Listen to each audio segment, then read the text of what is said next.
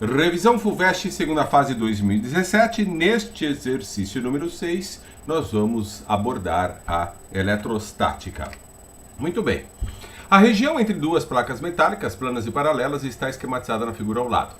As linhas tracejadas representam o campo elétrico uniforme existente entre as placas. A distância entre as placas é de 5 milímetros e a diferença de potencial entre elas é de 300 volts. As coordenadas dos pontos A, B e C são mostradas na figura.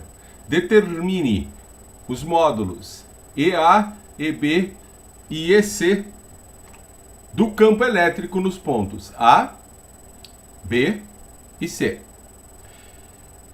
Tem outras duas perguntas, mas antes, a escolha de campo elétrico uniforme é dada a sua aplicabilidade. Ele é fundamental no conceito da construção de um dispositivo eletrônico chamado capacitor e por isso eu fiz essa escolha. É claro que conceitos como campo elétrico, potencial elétrico, força elétrica, tudo isso poderia ser pedido. É, infelizmente, uma quantidade muito grande, não é possível abordar todas aqui, então nós vamos ficar naquela que, na minha concepção, é um assunto extremamente importante. Tocando em frente, ele perguntou qual é o campo elétrico. Esse campo elétrico no interior destas placas, cuja diferença de potencial é de 300 volts, quando ele diz 300 volts, significa que aqui pode ter 300 e aqui pode ter 0.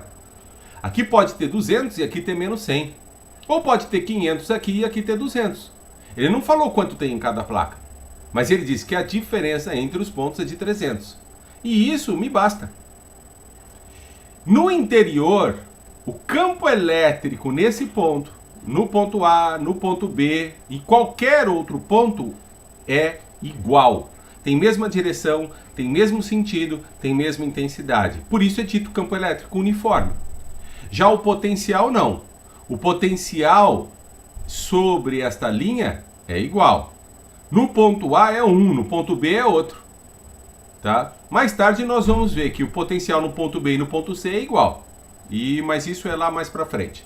Bem, como é que eu faço para calcular? O campo elétrico, sendo uniforme, ele é dado, né, por uma equação e é igual nos três pontos. E esta equação é a diferença de potencial pela distância entre essa diferença de potencial. Então, se ele deu 300 volts em 5 milímetros, são 300 volts para cada 5 milímetros. O legal do campo elétrico uniforme é que é uma relação diretamente proporcional. Então, eu aconselho a guardarem a informação da unidade de medida do campo elétrico. Volts por metro. Também pode ser newtons por coulomb.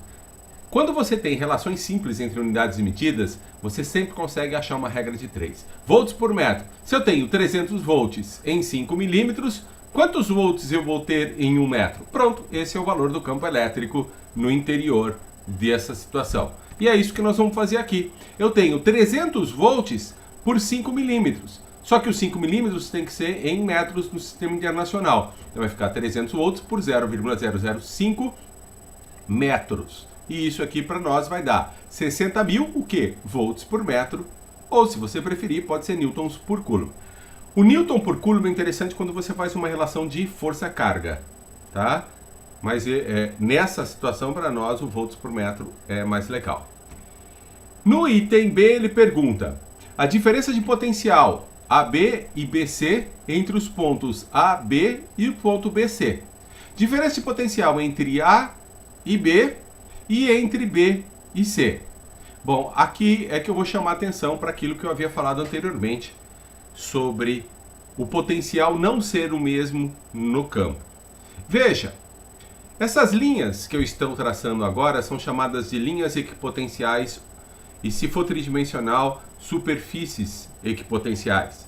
Significa que, ao longo de toda essa linha, o potencial é igual.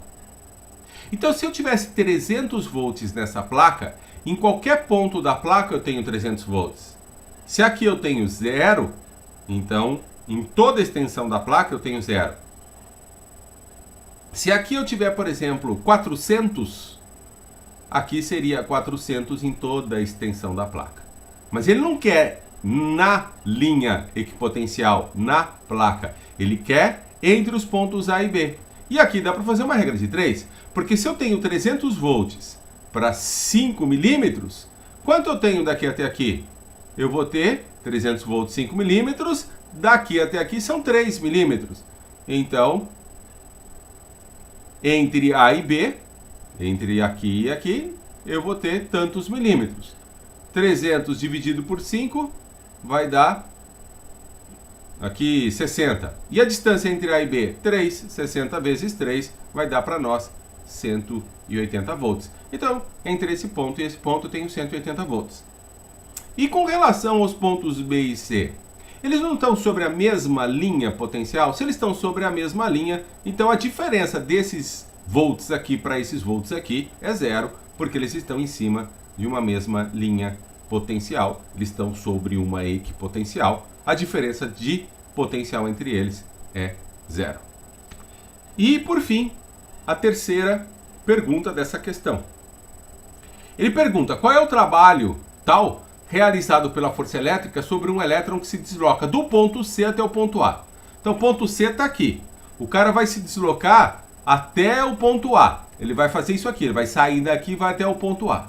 Bom, como é que eu calculo o trabalho de uma força conservativa? E a força elétrica é uma força conservativa, né? O trabalho de uma força conservativa é o valor, se for no caso eletricidade, da carga pela diferença de potencial. Se fosse no caso da gravidade, né, seria da massa no lugar da carga, e a diferença de potencial seria a energia por unidade de massa lá da gravidade. De qualquer forma, a gente tem essa equaçãozinha e ela, infelizmente, aqui precisa ser sabida. Eu não tenho outros ângulos, não tenho outra forma de calcular esse trabalho aqui, tá? Então, o trabalho de A até C é igual, aqui seria CA, né? Como eu fiz aqui. É igual a carga vezes a diferença de potencial CA. Mas quanto vale a diferença de potencial CA? A diferença de potencial CA é a mesma diferença de potencial desse ponto, dessa linha equipotencial, até essa linha equipotencial, que é o BA. Tá bom? Muito bem. Aqui vai ficar quanto? A carga é o elétron, menos 1,6 vezes 10 a menos 19. Pessoal, eletrostática, o sinal da carga é levado em conta.